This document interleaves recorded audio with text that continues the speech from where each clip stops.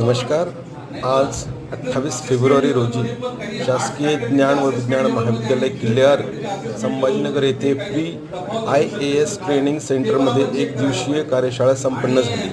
यामध्ये माजी आयुक्त माननीय श्री GP डांगे सर, त्याचबरोबर प्री IAS ट्रेनर माननीय डॉक्टर वाघमारे मॅडम, शासकीय ज्ञान व विज्ञान महाविद्यालयाचे प्राचार्य डॉक्टर गायकवाड सर, तंत्र शिक्षण विभाग संचालक श्री जोशी सर, उच्च शिक्षण विभागाचे संचालक माननीय श्री डॉक्टर रणजित सिंह निंबाळकर सर, मराठवाडा विभागातील विविध महाविद्यालयातील प्राचार्य आणि प्राध्यापक उपस्थित होते.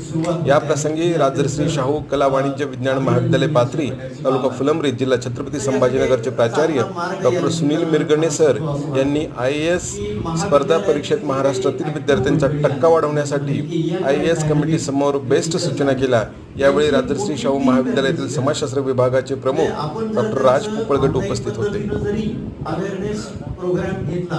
मी असं म्हणेल की ट्रेन द ट्रेनर अशा पद्धतीचा घेतला की जे काही ट्रेनर कॉलेजमध्ये आपल्याला तयार करायचे, जे विद्यार्थ्यांना मार्गदर्शन करतील, त्यांना पहिल्यांदा अशा हॉलमध्ये आणि ऑनलाईन अशा दोन्हीही पद्धतीनं, कारण बऱ्याच महाविद्यालयामध्ये टीचरला पाठवतीलच असं नाहीये, तर टीचर जरी इथे येऊ शकले नाही तरी आपापल्या महाविद्यालयामध्ये बसून आपलं जे काही मार्गदर्शन असेल ते ऐकतील आणि ट्रेनर आपले तयार होतील.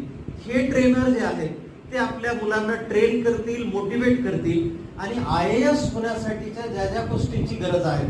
आताच एक छान सजेशन आलं की जे काही निवृत्त IAS IPS अधिकारी आहेत त्याची खूप तळमळ असते की आपल्या भागातली मुलं ही IAS IPS झाली पाहिजेत. आपल्या वेळेला खूप ऍडव्हान्स कंडिशन होत्या, आता फॅसिलिटीज खूप आहेत. तर या निमित्तानं निश्चितपणे ही जी मंडळी आहे ती विविध महाविद्यालयामध्ये जातील आणि अशी मुलं ज्यांच्यामध्ये स्पार्क आहे ते आयडेंटिफाय होतील आणि मला वाटतं ते आपल्याकडं निश्चितपणे संपर्क करतील. आणि आणखी एक गोष्ट मला विनंती करायची आहे की आपण हे 60 मुलांसाठी 30 मुलांसाठी असं मर्यादित का ठेवतोय, आपण ऑनलाईन का करत नाहीये, याचाही कुठंतरी विचार आपल्या पातळीवर निश्चितपणे व्हावा.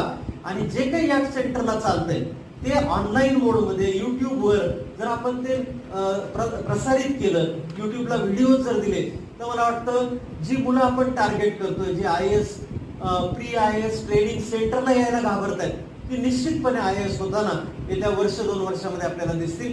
या पद्धतीचं काम व्हावं अशा प्रकारच्या अपेक्षा या बैठकीत व्यक्त करतो आणि थांबतो. धन्यवाद. मी संतोष ठाकरे, लोकसेवा महाविद्यालय छत्रपती संभाजीनगर. माझी एक समस्या आहे